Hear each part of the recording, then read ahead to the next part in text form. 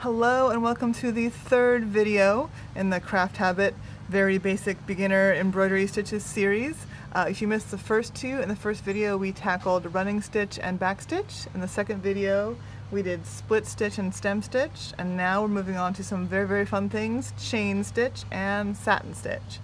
So I'll start you with chain stitch. This is actually a chain stitch variation. This is the very easy, most easy chain stitch you'll ever learn, chain stitch, which is why it's my favorite.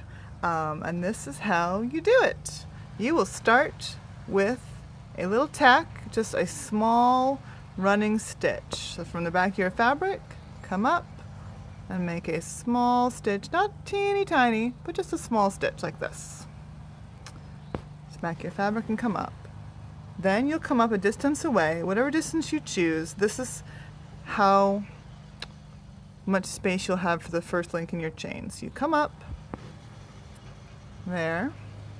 You're going to slide your needle behind that tiny tack. You're not going through the fabric, you're just sliding behind that little tack. Don't catch your thread. So slide behind there, and then your needle is going to go back down through the same hole that it came out of before. You don't want to pull this too tight. We want to leave it a little bit loose so it keeps a oval shape to it. This goes back down through the same hole.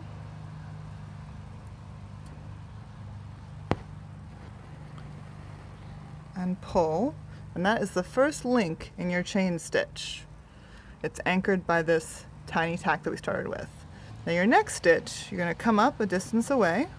It can be the same distance, it can be larger, smaller, it's up to you. It's whatever size you want the links in your chains to be. So come up.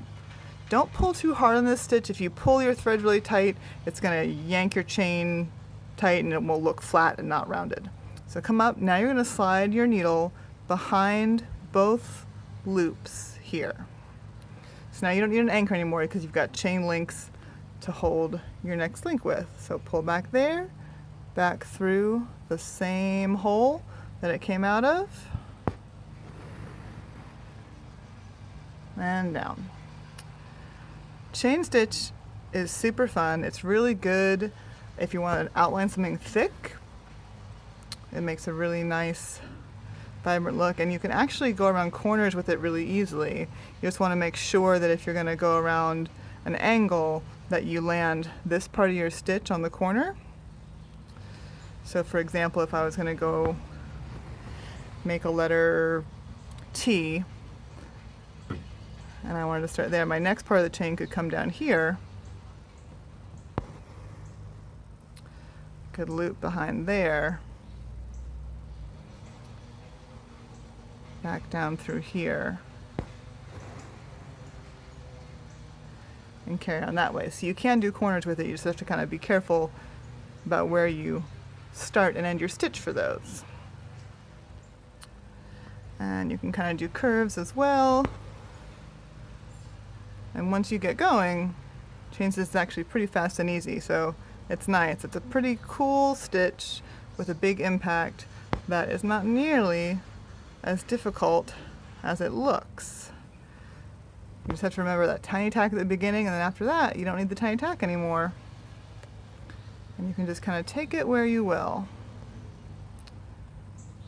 And when you're done, you just tie off any way you want to. It doesn't need a special tack at the end. You can just turn your stuff over, go behind a previous stitch, make sure you've got a loop back here to go through to tie your knot,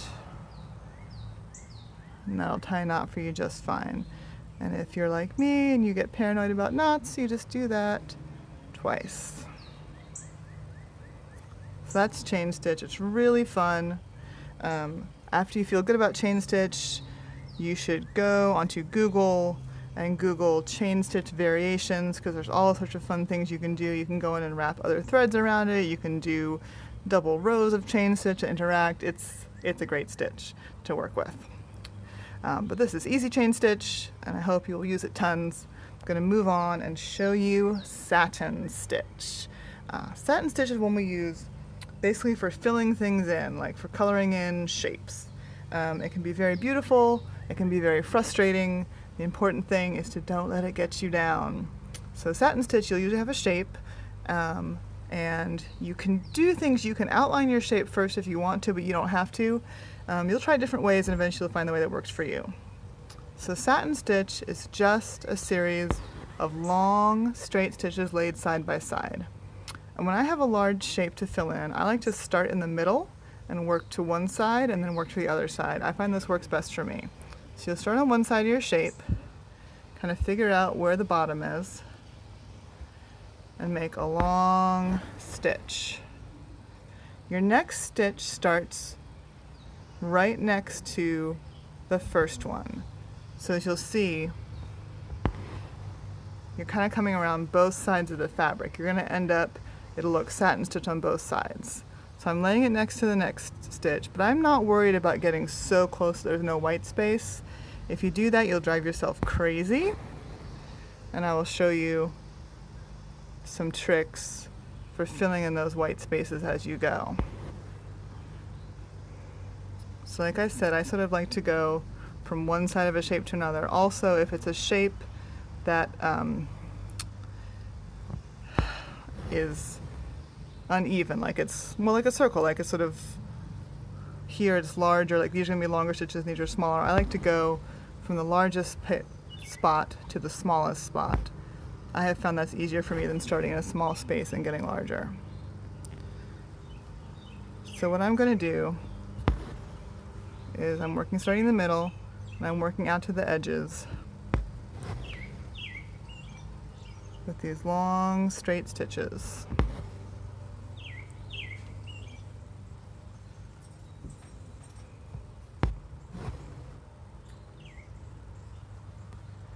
And right now you can see I've got a fair amount of white space in between.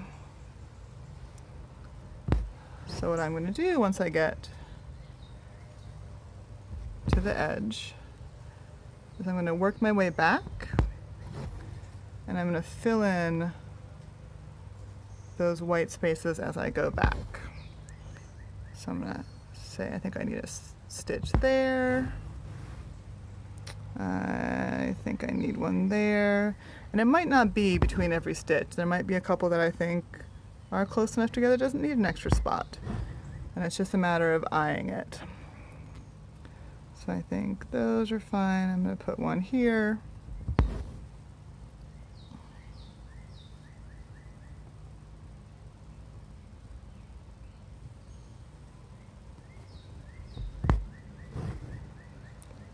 I'm going to put one here.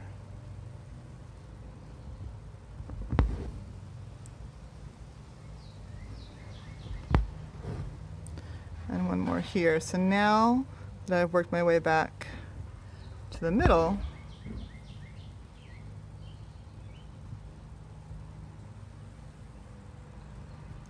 I can carry on the other way and finish off the other side of the circle.